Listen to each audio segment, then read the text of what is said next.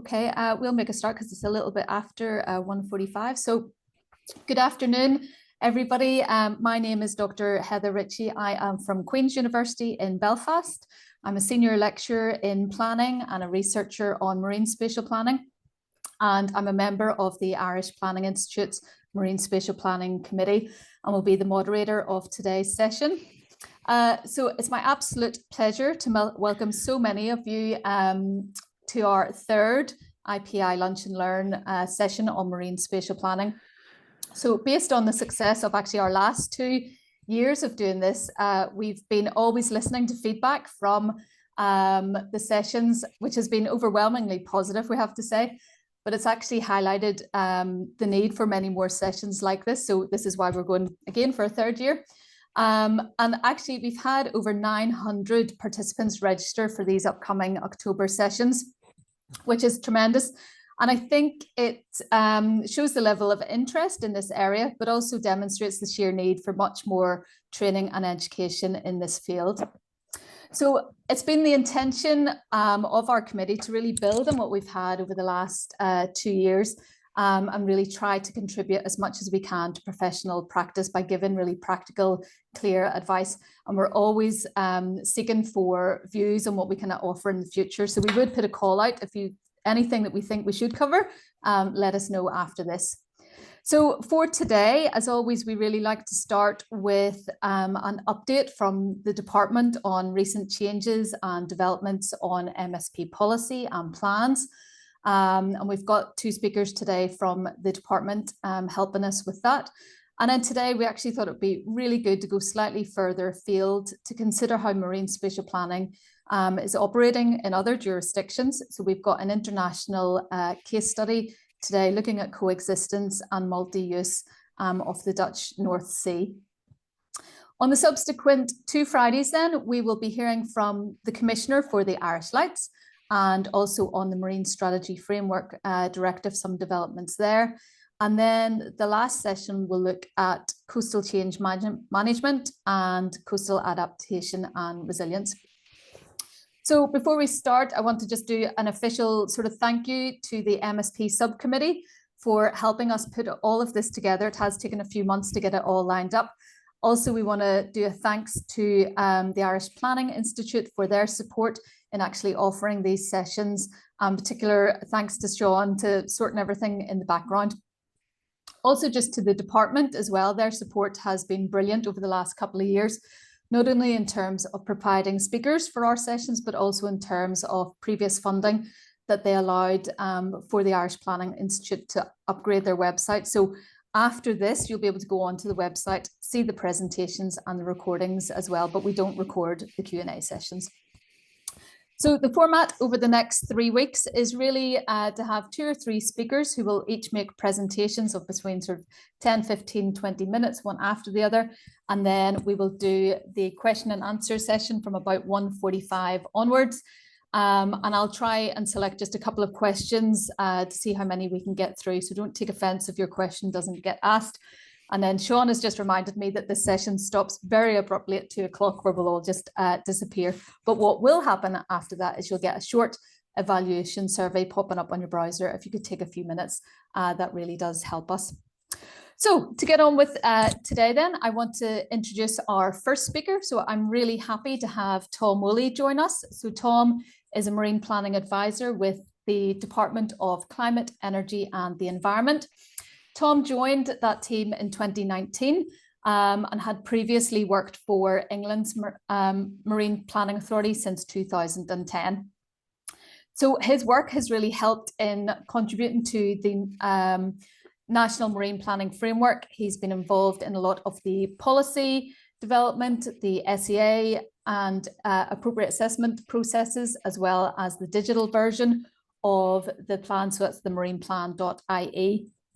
He's currently focused on the development for the National Designated Maritime Area Plan, looking at the offshore renewable energy there. So Tom, I'll hand over to you, and if you can talk until about 1:15, and then I'll just give you a little prod if that's okay. That's great. Thank you very much, Heather. Thank you for that introduction. I have a number of slides to get through. We actually, since we last met, and I would agree with Heather, I've found these sessions excellent during the program that's been run previously, and it's great to be able to contribute. It falls to me to provide an update on what's been happening in the world of marine spatial planning since then and during the year. So I'm going to cover a number of topics. I'm going to start with the National Designated Maritime Area Plan for Offshore Renewable Energy. There's quite a few bits to cover within that, which will be of interest to everyone. I'm then going to talk about the Marine Planning Policy Statement and then the South Coast Designated Maritime Area Plan. As all of you planners on the call will be well aware, planning doesn't stop when the plan's finalised. So there's lots to talk about in the wider structure of marine planning in Ireland. I'd then like to just give a short update on marine planning functions in the departments and changes that have been made to those recently. And then finally, just to highlight some areas of research. So by way of framing today's discussion, I'm going to talk about a number of parts of Ireland's marine planning policy hierarchy. So starting from the top, we have the Marine Planning Policy Statement, and that sits at the top of the planning framework in Ireland. It sets out the principles and priorities of government relating to marine planning. So that's sort of the broad framework within which we work. Then we move down a level to the National Marine Planning Framework as it stands. Now, those eagle-eyed among you that are involved with the Maritime Area Planning Act will have noticed that as and when that is updated, it will become the National Marine Spatial Plan. So the naming convention at that level will change at some point, but at the moment it's the National Marine Planning Framework. And then at the bottom of the hierarchy there, that will be the focus of most of today's presentation, the designated maritime area plans. So these can be plans covering a part of Ireland's maritime area or addressing a particular sector or both. So it has to support delivery of the NMPF, but it can provide more specific policies or be more specific about what needs to happen in relation to particular activities. And in the case of offshore renewable energy, what we're looking to do is use the DMAP process to really focus down on areas for future development. So the National Designated Maritime Area Plan for ORE, which is a bit of a mouthful, so it'll be DMAP for ORE from here on in, is a commitment that begins at the programme of government.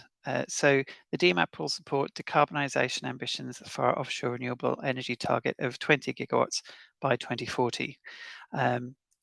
We have now, as I mentioned in my introduction, established the South Coast Designated Maritime Area Plan. So we now have a tool that we've got, we've proven that we can use for these sorts of development. And so building on the success of the South Coast DMAP, we'll be applying that at the national level.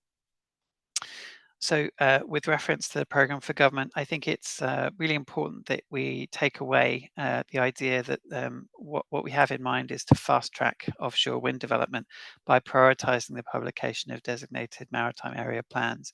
So the timeline for development of the national DMAP is, relatively short, but as we say, we have a tried and tested method, and we're confident we can work with stakeholders on this project to identify the best areas for offshore renewable development for Ireland's future. And I suppose it's important that we align the energy policy in the department and wider government with forward spatial planning to provide a solid policy basis for managing development of offshore renewable energy and use planning as a framework that everyone can engage with to bring in their expertise, knowledge and concerns as we develop those plans.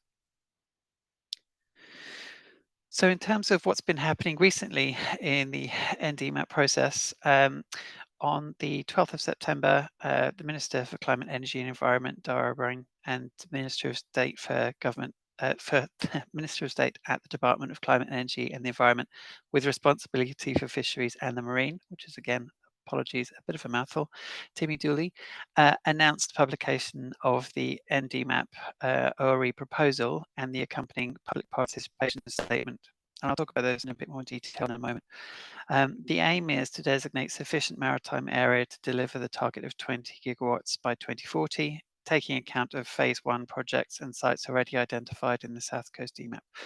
So I suppose the important thing there is to recognise that this will be sort of a third plan or a third contributor to achieving that total 20 gigawatt target. So we have the phase 1 projects coming forward in the planning system.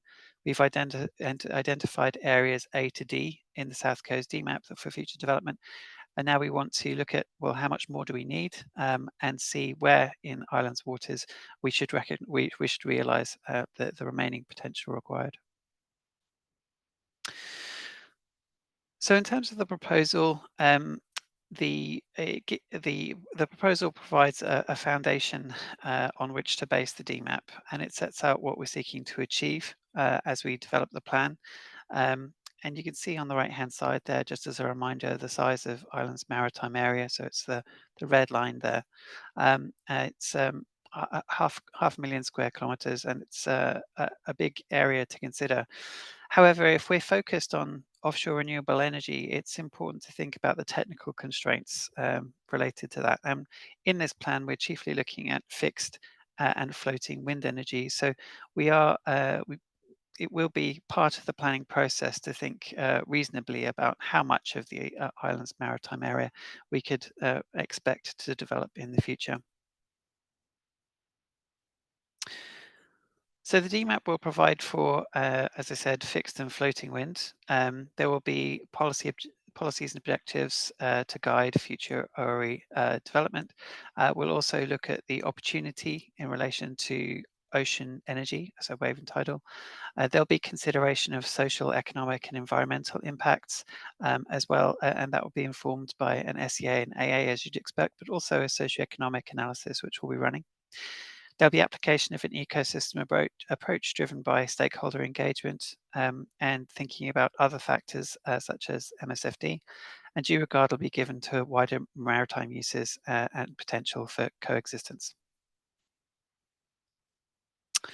So moving on, the other document that was published alongside the proposal is the public participation statement. So this really sets out sort of how we plan to engage people in plan development. And we've got a link there so you can go and have a good look at that later on. And what we'd like to highlight is, I guess, some high level timings. The details are still being developed. So in Q3, Q4 of 25, it's publication of the National DMAP for ORE proposal and public participation statement. Thankfully, we can check that one off. We've met that one. Q1 26, we're looking at pre-draft targeted consultation and then ongoing dialogue with relevant stakeholders, authorities and the public. Q2 to Q3 in 27 is formal public consultation, SEA and AA.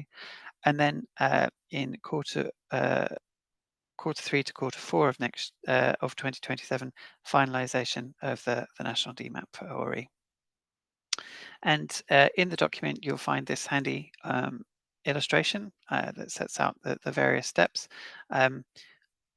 Obviously, it doesn't include all the detail, but it gives you a sense of the types of engagement that we'd like to carry out to inform the plan when. So we mentioned engagement in 2026, so that will include workshops with relevant maritime stakeholders, informed by the work of the MSP advisory group as it already stands. There'll be report on the workshop and there'll be public consultation on the draft plan, as we mentioned. So moving on. You'll find in the public participation statement a number of principles. So this gives effect to the IOS Convention, among other things that we need to pay attention to in relation to how we engage on plans. We commit to consulting through advisory structures, particularly Project Island Marine 2040, which is a cross-government high-level group, the National DMAP for ORE Steering Group, which will be formed, which has been formed, sorry, and the MSP Advisory Group, which is a standing group advising on MSP of over 40 different stakeholder organisations. Then we have interdepartmental and state agency coordination. So this marine plan will be a plan that has an impact on all marine and maritime users, and we need to be aware of what the various departments and agencies' concerns are as we develop the plan. We'll have direct consultation, as I mentioned, with sectors and stakeholders. There'll be a consideration of land sea planning coordination, and that will include consultation with regional assemblies and coastal planning authorities. We will put in place a community liaison officer and a fisheries liaison officer to deliver targeted engagement on the ground. There will also be a focus on youth and student groups in engagement to make sure that the voice of the younger stakeholder is heard in the process. And there'll be a commitment to transparency and access to information through ongoing dialogue. So the idea is that while we have to publish the statutory PPS at the beginning of the process, it will be live, and those of you that are involved with the South Coast DMAP process will have seen this. Things happen in planning processes, especially ones that are relatively new, and in those cases, we need to be able to update the PPS as we learn lessons as we go along, as we commit to doing additional things that we need to make sure that the plan is as good as it can be. And that will result in republished drafts or addendums as we go through. There'll be an ongoing stakeholder consultation, and as well as the plan itself, the outcomes will assist the SEA and AA and SEIA processes. We expect a lot of the stakeholder engagement to, while it be continuous, I think what we're trying to do is make sure that we engage stakeholders early in the process when we have something for them to look at, and make sure that those key issues are being raised early so that we can work with people to address those as we go through the planning process. So this is a little more detail in terms of the steps in the timeline. And as I say, this is under development, but I suppose that what this overview shows, and without going into the detail of every point here, is that we are committed to detailed and open and wide public and stakeholder engagement throughout the process. And what we really want to do, as I mentioned at the beginning, is harness those expertise, make sure we're reflecting the knowledge in our plan so that the plan can be as good as it can be. So this is a diagram illustrating the various parts of the plan process. So we have the evidence base on the left there. We have the kind of policy objective part in the middle, and the dialogue, communication, and information sharing with the public there on the right. And throughout all of those, the SEA and SEIA processes. And I suppose while they all result and inform and at the end will produce the national DMAP for ORE, I think what we've needed to do is think rationally about how we actually divide up the work somewhat. And I suppose these strands reflect our current thinking in how we're going to move forward with various work streams that will feed into development of the plan. So just to move away from the plan development process, sorry, I've moved that forward by accident, and focus on some of the detail. I just wanted to shine a bit of a light on data. And I think it's really important that we have relevant and timely information and make sure that that's built into the plan as early as possible, but also continuously through the plan process. And we expect data and evidence to be coming forward through our engagement, prompted by, hopefully, what we're doing to identify as much as we can as early as possible to make sure we have a well-informed plan. There are a lot of activities going on in our seas, and there are detailed data layers behind each and every one of them. So we've been working and continue to work very closely with the Marine Institute on managing our data. And the first part of that is doing a very thorough process to trawl all of the organisations that have maritime related data that might be useful to inform the plan. Here's some of the organisations that have contributed data or whose data we've managed to get hold of so far. And we remain open to receiving data as we go through the process.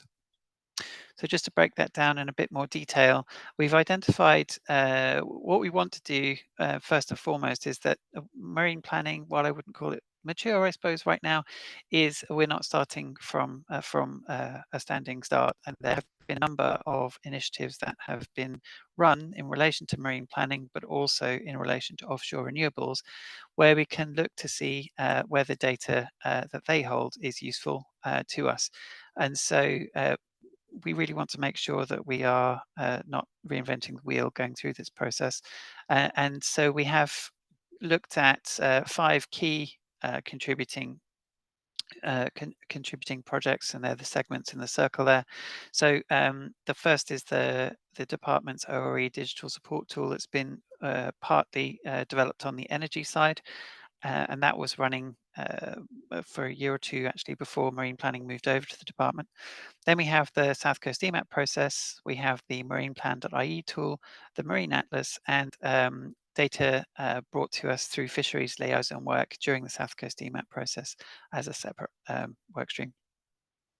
So between those, we've got 550 layers. We're pretty sure that we'll use a good number of those.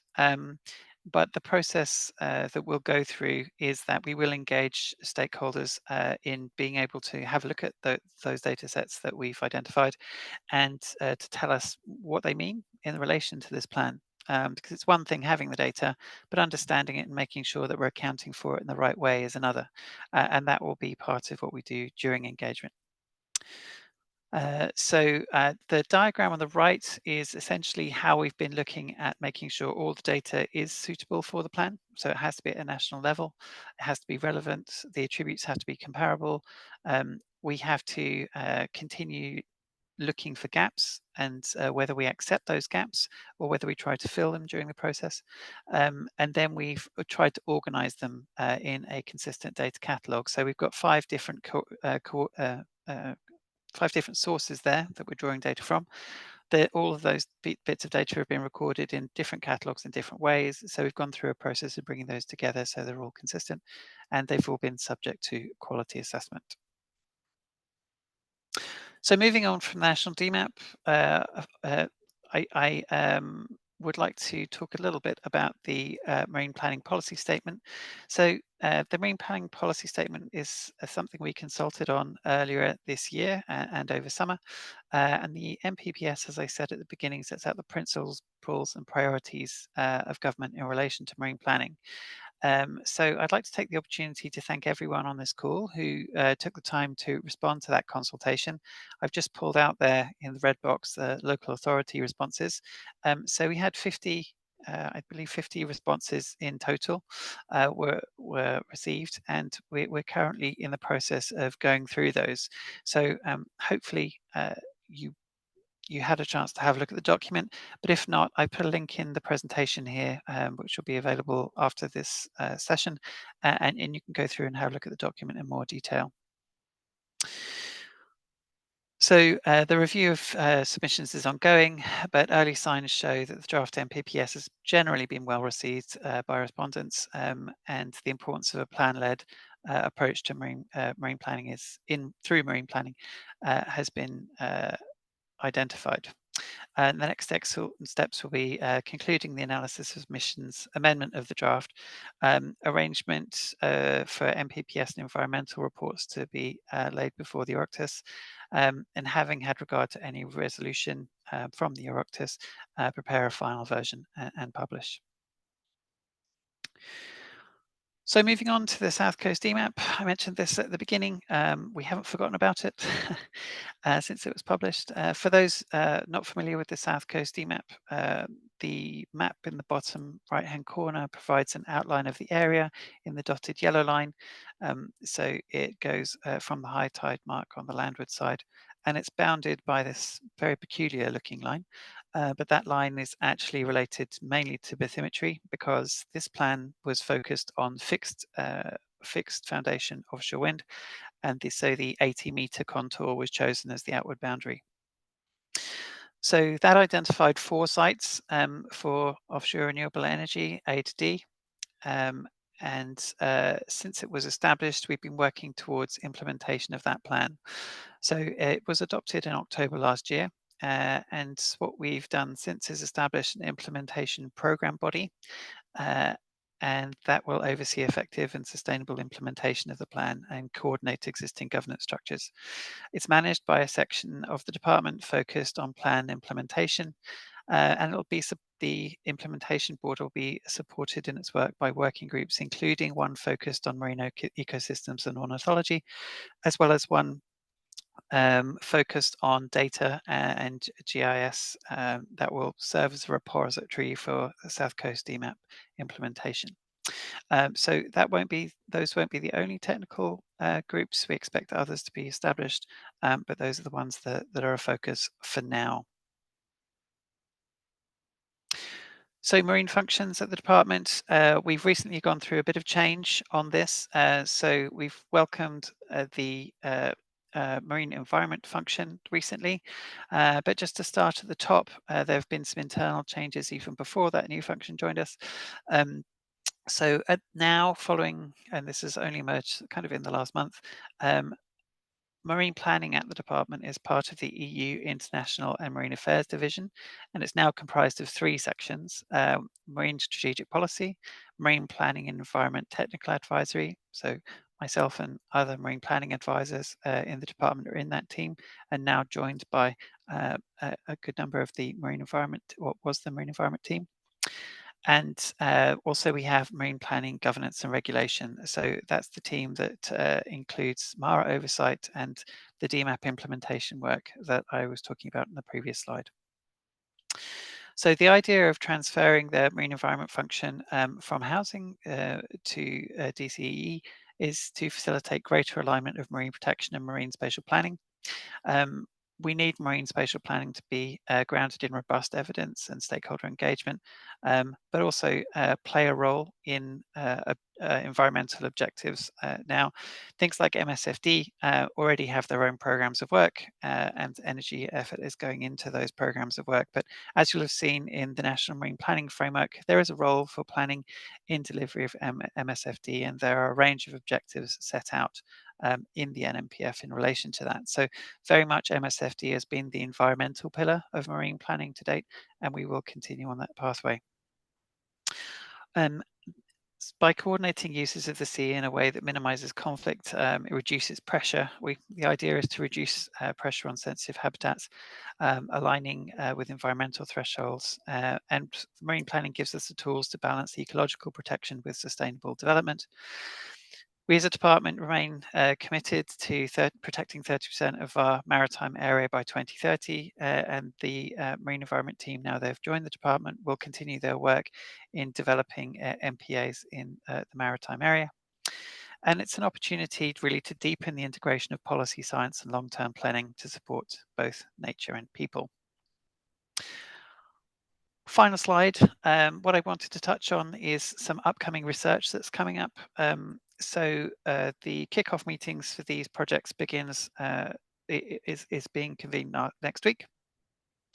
And the program I'd like to just talk you through is the research program for, research for policy, which is the call for 25. Now, it's been run a couple of years already, and it's really kind of gathering steam as a program. It's carried out with support of the Marine Institute under the Marine Research Programme and the Maritime Area Regulatory Authority, funded by the Government of Ireland. There's a whole list of projects going on with different timelines, 6 to 12 months. And the aim is that these are very focused projects that will examine specific topics of interest to marine planning, but also wider marine management. So you'll see it's quite a varied list there. And some of them are very focused on ports and shipping, others focused on nature. But the idea is that they will give outputs that will be of use, not just to marine planning, but everyone working in the maritime area. So, for example, we have a project looking at supporting just transitioning coexistence in Ireland's offshore renewable energy future. We have one on habitat restoration.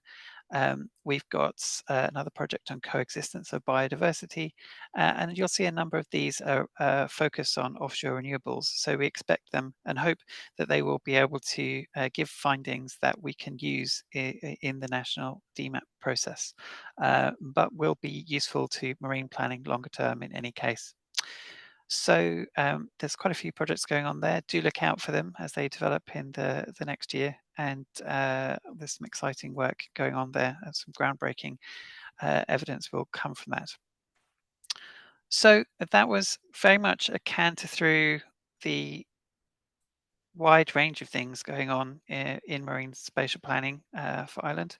A great deal going on, and I'd like to thank everyone here on this call who's been involved and plans to be involved with MSP as we go forward, particularly with the National DMAP for ORE.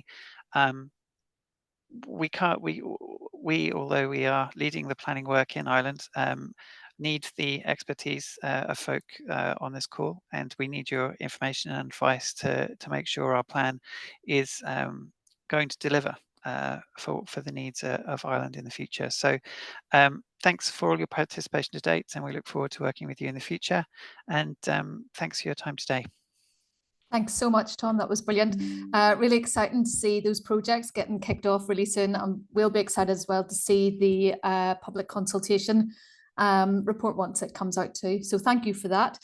I'm going to pass over now to John. So if you want to get your presentation ready, I will tell everybody about the work that you're on, John. So John is a marine planning advisor for the department as well, and he joined in September 2024. He is also part of the team with Tom working on the DMAP for the ORE and is preparing the marine planning guidelines there as well. He represents the department on the North Seas Energy Cooperation, and this includes work on mitigation measures, permitting challenges, and the database of OWE developments across Europe's North Sea area. So he has previously worked as a senior planner in the Office of the Planning Regulator, and also as a senior planning inspectorate with the An Bord Pleanála and now the An Comisión Pleanála as well. He has experience of working in a range of local authorities prior to that as well. So John has got a presentation for us, and also straight after that, a small video to play as well. So we did check the technology beforehand, so hopefully it will. Well, I'm sharing at the moment. Seems to be happening. Is it yet? No, I've got, I can still see just Zoom Tom's. is not responding. So, okay, don't send, sorry. Typical, stop now. I'll try again. You're all right. We can get Sean on board if he needs to. Okay, I'll try again. Can you hear me? I can still hear you, yeah.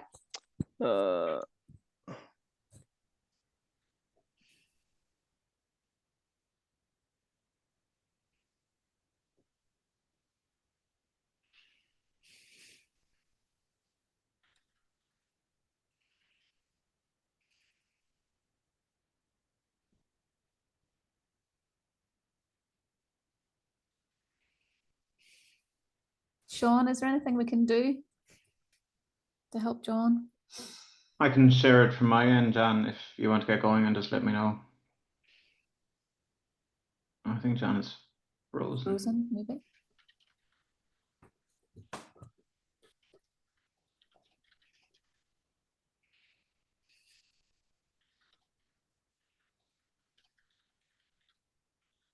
I'll just give him a message.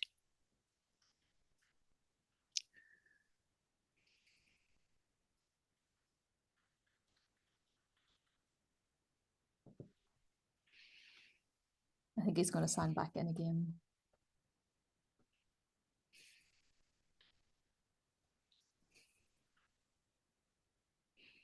You're coming back through, John.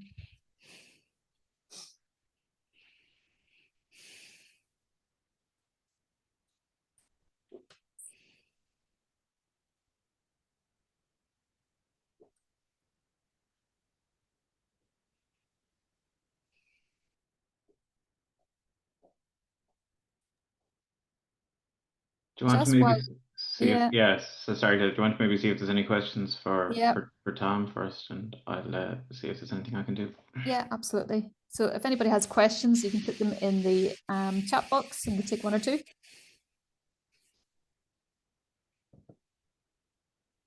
Fastest fingers.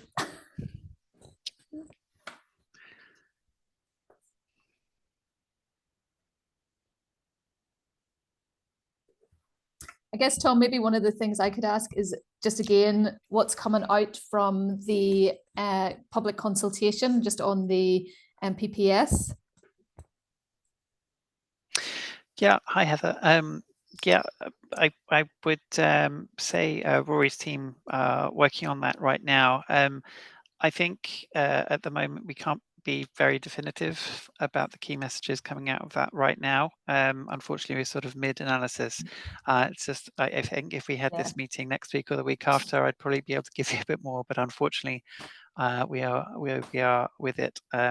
We do have a consultant helping us with that process, and so yeah, we need to let that run a bit before we can be definitive. But as I said, I think the high level messages seem broadly supportive of the approach we're taking, so that's encouraging. And of course, there will be some information coming out about the consultation as and when we have it, as well as the amended document. So but we can provide those perhaps at a later date somehow. I don't know. I don't want to commit Rory's team to anything. No, absolutely. No, that's grand. Do you know what I'm thinking we might just do? If Lodewijk is maybe able to jump on into his presentation, we might do that, if that's okay. And then we can come back to John, I think. So I'll just tell everybody a little bit about Lodewijk. So Lodewijk Abspoel, Guten Tag, Lodewijk, I have to say, is a senior policy advisor for the European Integrated Maritime Policy, including the European Ocean Pact and Maritime Spatial Planning at the Dutch Coordinating Ministry for the North Sea. He was involved in drafting the MSP directive. Can you hear me? Oh, we can. Yep. John? You see me? Wait, I don't know. Perfect. We can see you. Okay, sorry. Will I go or will I let Lodewijk jump ahead? No, we can. Yeah. Do you want to? I'll see if I can share. Sorry about this. This is just all right. all the care coexistence. This is the one. Share. Let me know. We can see it. Absolutely. Oh, brilliant. Okay, great. Okay, look, I'll go through this really quickly then. Okay, thanks for that, Heather. And can you see? Is that sharing yet? In terms of the presentation? Is it gone in slide mode? Yeah, that's you now. Yes, brilliant. Perfect. Okay. Come on. Move along for me. Okay, it's not working. Okay, yes. So so I'm giving an overview on the on coexistence. So the legal basis for this is through the Maritime Spatial Planning Directive, which introduced MSP into Europe. Under the directive, the purpose of MSP is to manage spatial uses and conflicts. MSP is to aim to identify and encourage multi-purpose uses, and it recognizes that MSP can deliver healthy marine ecosystems with multiple services to deliver substantial benefits in terms of food production, climate change, mitigation, and recreation if properly planned. The directive sets out objectives of marine spatial planning. These include to promote coexistence of different types of maritime uses and activities whilst applying the ecosystem-based approach, and also to contribute to sustainable development of multiple sectors at sea and to protect the environment. So as you can see, coexistence is central to the directive.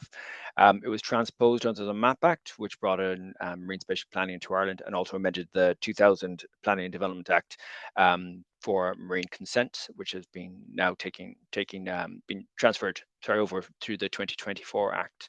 And the planning authorities and the Commission have to have regard to the objectives for marine spatial planning when considering development consent.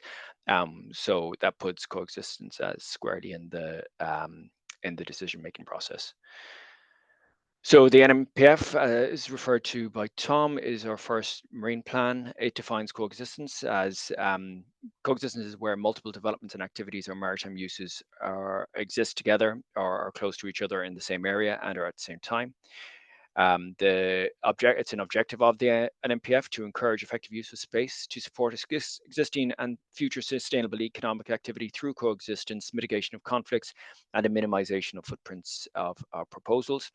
It sets out policy in regards to coexistence. So development must demonstrate consideration of optimal use of space, including through coexistence and cooperation with other activities, and also where possible, enhancing other activities. Key issues identified in the NMPF regarding coexistence is the need to minimize the footprint of proposals and to consider coexistence of activities where possible, including use of clustering, but to avoid cumulative impact effects and ensuring effective management of the marine area. And also it needs to be MSP for our coexistence has to be forward-looking have regard to future spatial demands informed by public consultation. The South Coast designated maritime area plan for offshore renewable energy, as Tom referred to, as our first spatial plan. So coexistence is central to the plan. In the preamble, I suppose it states that permanent exclusion of additional uses or activities should only occur in exceptional circumstances. It contains a number of objectives in respect of coexistence. So one is to avoid permanent exclusions except for navigation safety, environmental protection, or exceptional circumstances such as for survey activities or construction activities of ORE and transmission infrastructure. In addition, it sets out a range of coexistence-related policies for other sectors, including seafoods and fisheries, shipping, telecoms, and tourism, etc. In terms of joined up thinking across the policy spectrum, or governments, so the future frameworks for ORE policy statement is Ireland's policy for offshore renewable energy. It acknowledges the need to consider coexistence with other maritime uses, including security of energy supply, defence, and cybersecurity. And also acknowledges the importance of environmental assessment to avoid the risk of cumulative impact associated with coexistence of uses. In terms of ORE transition, it recognises it presents an opportunity to facilitate or promote coexistence between different sectors and between different ORE technologies. And also it provides an opportunity to improve spatial efficiency of the marine area, increasing socioeconomic benefits and minimising environmental impacts. Now going forward, as Tom referred to the process for preparing the national DMAP for ORE, this provides us with another opportunity to consider opportunities for coexistence, and also, I suppose, for considering the challenges for implementing coexistence in reality. Lodewijk's going to give an overview of, I suppose, how it's implemented in the Netherlands, whereas I have a little video here that will set out an example of the pilot project for in the North Seas for a seaweed farm that has an Irish partner. Now, I'll just go into that. Bear with me a second. I have a few little things I have to do here to share. I have to share this separately. Stop share. So you see that? Wait, actually, I might have to share again. Yeah. So can you see that all right? I can see it. Yep. Okay, I'll press play. And I'm going to play around 4 minutes of this. 18 kilometers off the Dutch coast, the Hollandse Kustzout offshore. Not quite moving. 1.5 million homes. It's the largest in the world, built without government. No. Oh, it's going to happen, isn't it? The joys. I plugged everything out. I know. It's just going to either work or it's not going to work. So I'll just see if it's subsidies, a clear sign that wind energy. No, I can hear it, but we can't. It's not moving on, if you know what I mean. Oh, I know. Let me see. I have to share a different screen. I think. Stop sharing a second. I'll try again.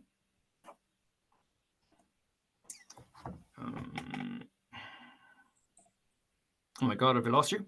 No, no, you're still here. Yeah, you're still here. I can see you. Yeah, but I've lost you. Oh, I'm here now. Okay, share again. Entire screen.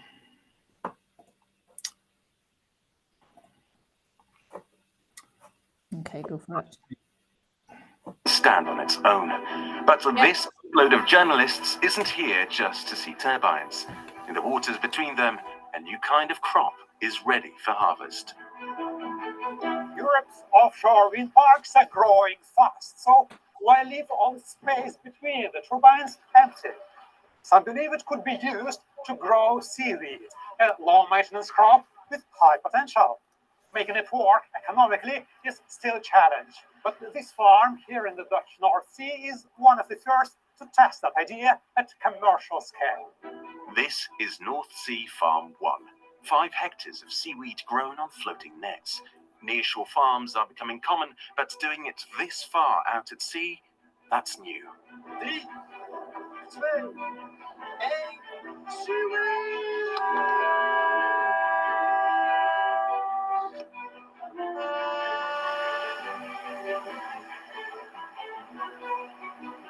The project is run by North Sea Farmers, a non-profit European seaweed association led by Yves Brouwers.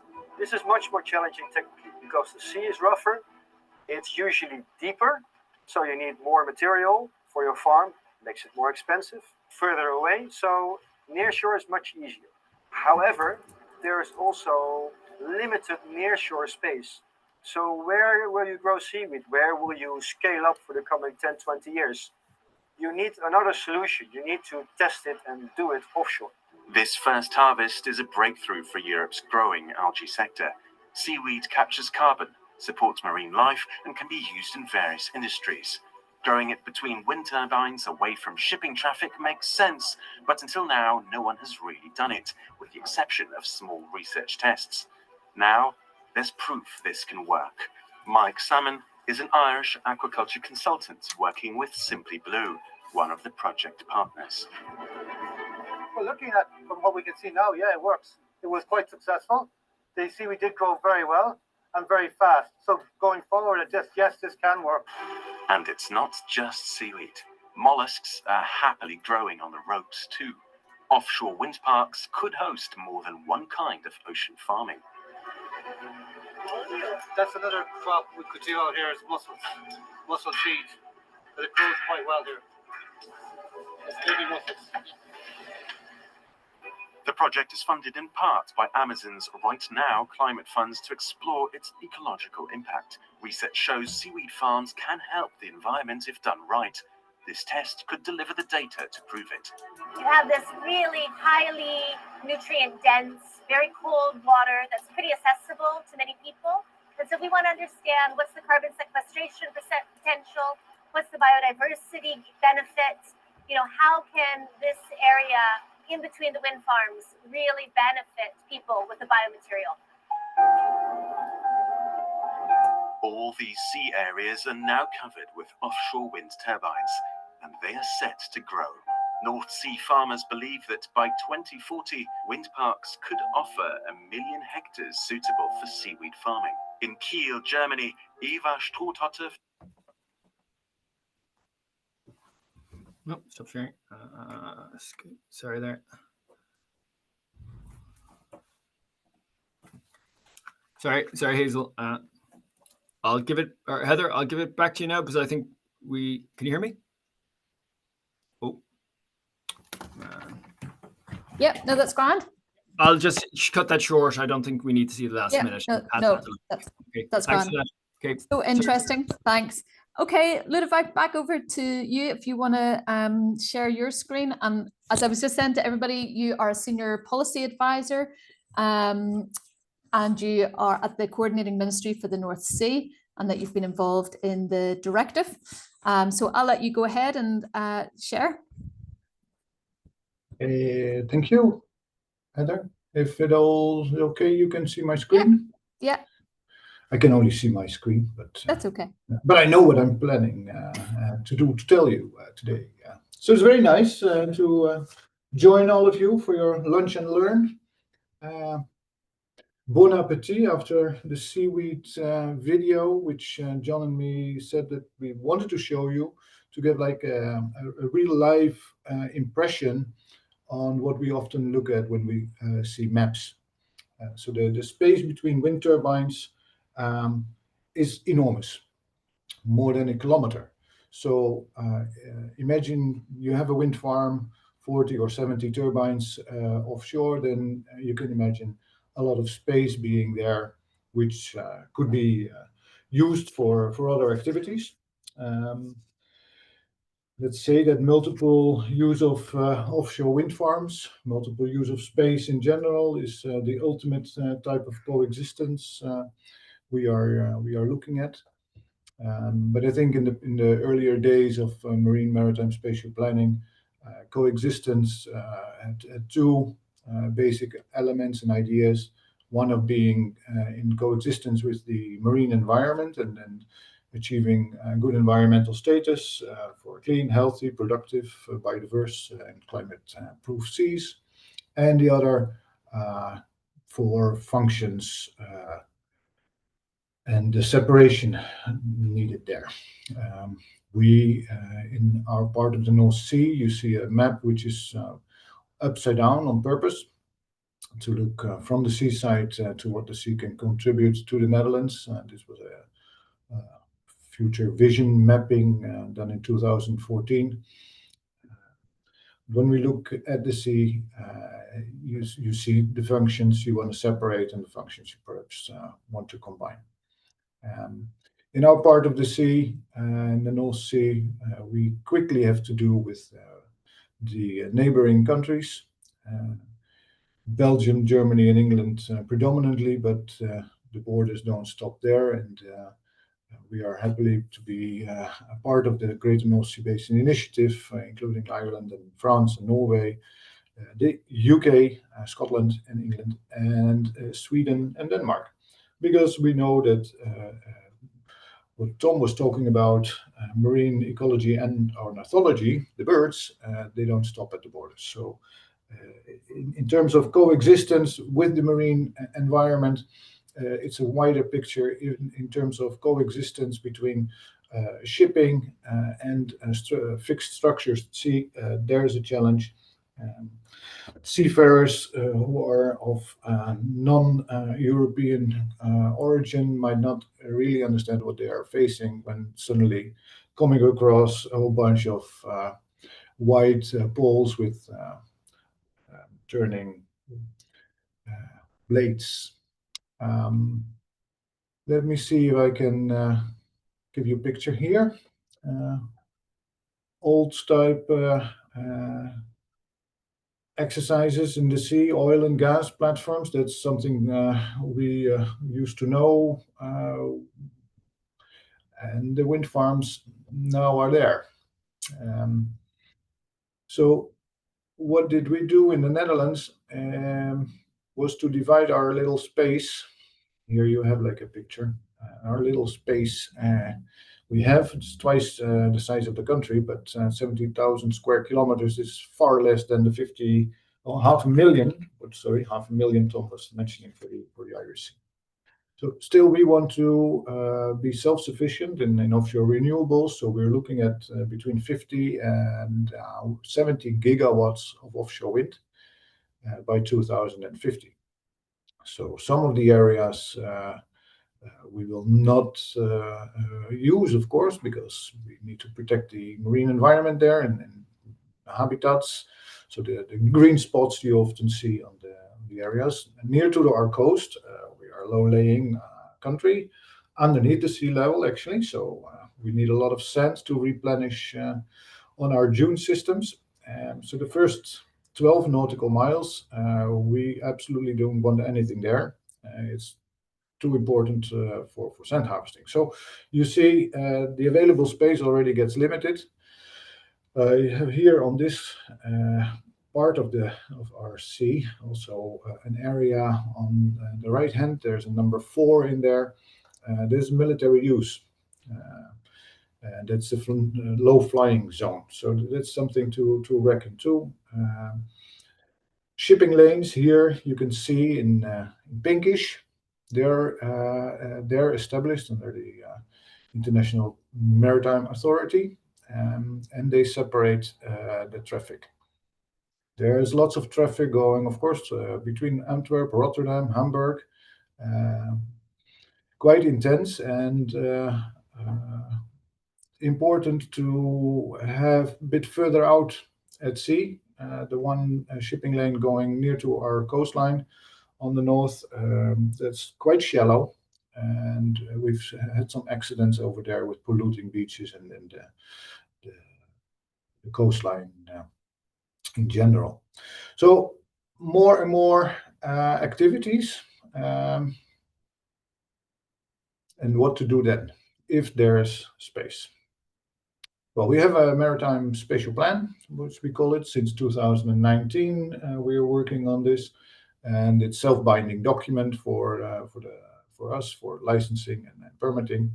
And on the left-hand side, you see some of the wind farms being constructed in pinkish, and some of the areas still under investigation, and we will map that out later on towards 2030 and beyond. But it's a very volatile and a very difficult industry still, due to a whole bunch of reasons. One being the financial validity of it in general. And finance has been always an issue when doing offshore energy. Working at sea is ridiculously expensive. Some of you might know this. What you do at land is one. If you do it at sea, it's 10 times. If you do it under the water, it's 100-fold. So best to be smart about it. So if there's high risks, you need to pay insurance, and with a lot of money, that then you might not want to have somebody being in your wind farm. Because if you sign a contract to deliver a certain amount of kilowatt hours, then you like to live up to your promise. So although offshore wind combination with other functions seems to be a very good idea, you can understand that the wind farm operator is also a little bit hesitant. Say, okay, is this done safely? Who are those people who want to be in my wind farm? And what is this seaweed? Why would they be there? Shouldn't I move on to other energy systems? But there are some ideas, and we've seen some developing. Back in 2014, we never thought about floating solar. We did think about tidal, but it's not possible in our areas. There's just not enough tidal difference. The current is not going fast enough. We do still consider wave energy as a possibility, but it's underdeveloped. And so the integration of floating solar is actually taking off with a couple of real-life tests this year. It's not one Jose story, because they got on fire the other day. So now the companies are trying to figure out what happened and how to make it stable, because the platform itself survived in stormy conditions earlier on. So now it's probably a cascading effect of elements. So immediately politics in the Netherlands was about we should stop this and we should go nuclear and all this ridiculous thing. It's taking away the areas for our fishermen. We need the sea for other things. Recreational use. We do not have so many marine recreation with sailing, but there's a bit. But we don't like them to sail through the wind farms. We try to open it up, this type of co-use, but it's not the easiest thing to do. We tried search and rescues in an offshore wind farm, throwing dummies into the water. But you can imagine if you are like swimming around with your helicopter, this is not the easiest thing to do. It always takes time to get to a wind farm, and there's nobody else there out to help. We do try to do some passive fishing, no active fishing, not with mobile gear, because they might get a hook about the cables. But still, There's a lot of pressure to do co-use. What have we discovered and what have we drafted as a policy is something we call a area passport. Here you see the outlay of the wind farms south in the Netherlands near to the Belgian border.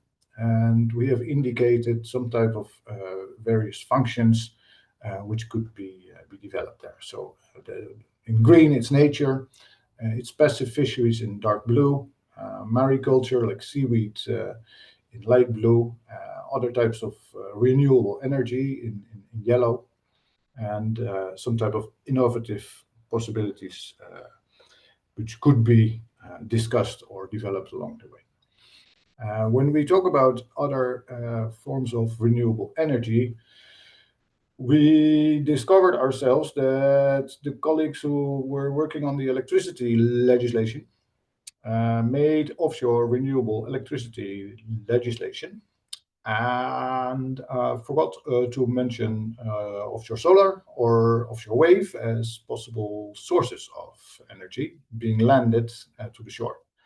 So in terms of the entire policy elements of what are we doing, how do we have our legislative framework around it, how do we look at permitting and licensing, how do we look at finance, how do we look at politics and the governance and the organization of it all, it all needs to be fine-tuned and really forecasted and well researched. We had these areas here for passive fisheries, but we did not do a lot of intense research on the marine environment there.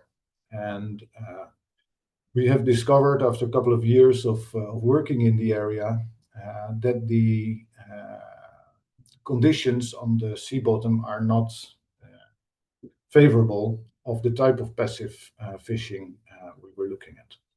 And at the same time, we have not seen any business men or fishermen saying, okay, we want to maybe go to this area to do some type of passive fishing. So this is under reconsideration. We have this area passport right now for 5 years, and we need to evaluate if we want to change certain elements. There are, of course, some successes, or luckily there are some successes, and that's the mussel growing and the reef development and some sheltering for cod. Those type of features are going well, and it's partially to do with the fact that there's no fishing, active fishing with mobile gear at the moment. What I try to explain to you that the legal framework might be complex due to water, nature, energy, oil and gas. It's not only the national legislation, it's international treaties. It's an important element in the policy development to already think ahead on how that all will work out when you are going to move into the future and want to promote multiple use of space. If you can develop an area integrated at the outset, we think you stand a better chance than having a wind farm developed first and then trying to plug and play other type of activities. So that's an important lesson learned. The one thing we learned too is that it's very difficult to get a very accurate and in-depth knowledge base on the local environment, and also what is one activity causing on a local or more expanded scale in the marine environment, and what would happen if you do an extra activity. Solar panels, they've been often said, well, you might intrude the functioning of the seasonal growth of plankton and phytoplankton. Can you adapt? Can you change that? If I have a monitoring program in place for an offshore wind farm, how would I account for other functions there? If there's seaweed growing, which is retracting nutrients, if there would be already mussels growing by themselves, how can I actually report back on what I find from my monitoring evidence? Also there, we have discovered that it's best to work together and have a joint understanding and build up the knowledge base of what it's doing. Lodewijk, can you finish up now? Because we've only got like 6 Yeah, minutes. but that's actually what I wanted to share with all of you. This was my last slide. Oh, perfect. And I'll stop sharing. Thank you, Val. We've just got time for like 1 or 2 very quick questions. So one question was really to Tom, but how will the department consider ORE projects in advance of the finalisation of the national DMAP outside of the South Coast area? Thanks, Heather. Yep, it's a great question. So I take that as really talking about what we would call, I suppose, the phase 1 projects on the East Coast. So I think the important thing, first and foremost, is the department doesn't have a role in assessment of the phase 1 projects, and that's a matter for the Commission. So in terms of this question and those projects, I think that's really important. Beyond that, the national DMAP will take account of them during the process in terms of the environmental assessments. But also, I suppose, more widely in the planning process, we will be accounting for existing permitted or planned ORE developments, including those phase 1 projects, and that will, with the aim of sort of facilitating the continuity of those projects. As I mentioned in my presentation, the aim here is for this to be additional, the NDMAP. So we've got the phase 1 projects, we've got the South Coast DMAP, and now we'll have the national DMAP, and all of them are kind of moving towards the ends of kind of enabling the renewable energy future for Ireland. Brilliant. For the next question, I think we can bring in Lodewijk as well. So just it says, do the speakers believe there is a need for solar at sea when there's capacity on land on existing buildings to facilitate solar farms and panels? Well, of course, if you would do something on land, it might be more logic to do so. But once you have an offshore wind farm, you will have a cable bringing the energy to shore, and there is space on the cable. And what we need also is net stability. So the combination of offshore wind, offshore solar, offshore wave, and if possible tidal, will get you more stable output towards the shore. So it might be that the transmission system operator is actually liking that combination at sea. So you have to think about it from that side too. And I think if you would develop an integrated energy solution, an integrated energy park at sea, it's easier than a multiple use concept as we are having by plug and play one and the other and the other. So try to develop it in one scale and then look at the cost benefits from all aspects. Super. Tom, have you anything to add, or is that covered? No, I don't think I have anything to add there. I think the Netherlands is ahead there, so it's good to have their position. And then another question to Lodewijk quickly. So could it be possible that passive fishing near wind farms is not attractive to fishers, as they would find it very difficult to get insurance for their vessels to fish within the wind farm location? I don't know about the insurance for the fishermen to fish there, but it definitely is a consideration. I think it all depends on the location of the wind farm, and also whether the operators and the fishermen know each other. And if you could do that passive fishing under certain conditions and not go there every day. So it's very site specific, I would say. Okay, super. I think there was one more question, which is possibly for Tom, and it's perhaps almost already answered. So are there plans to consider floating solar in Ireland at the minute? Yeah, thanks. It's a really good question, and I suppose the starting point is that we don't have a policy position on this in Ireland, and you know, it's really useful to have Lodewijk here to kind of set the scene as to countries a little further ahead thinking about this. And I suppose there is a follow-up question later here in the the Q&A, suggesting that you know, we have to look at that not just in the marine context, but alongside where's best for solar generally. Is it on land? Is it lakes, for example? So you know, I don't think at this stage in the NDMAP process we can give you an answer to that question, like a yes/no answer. I think in the end, if we have response, we have evidence coming forward, and we have enthusiasm from stakeholders that there is a feasibility for fluting solar, it can be obviously part of the discussion. But at the moment, we're in early stages, and we haven't quite got that in terms of what we've seen coming forward into the process yet. Absolutely. Okay, I'm aware that we'll probably just snap off very quickly. So apologies to any questions I haven't got to. I just really want to say thank you vel, tot ziens, and vel groten dag for Lodewijk. So thanks very much for coming on board, for John and for Tom as well. Next week, we will be joined by Ronan Boyle and Cathal O'Mahony for another exciting session.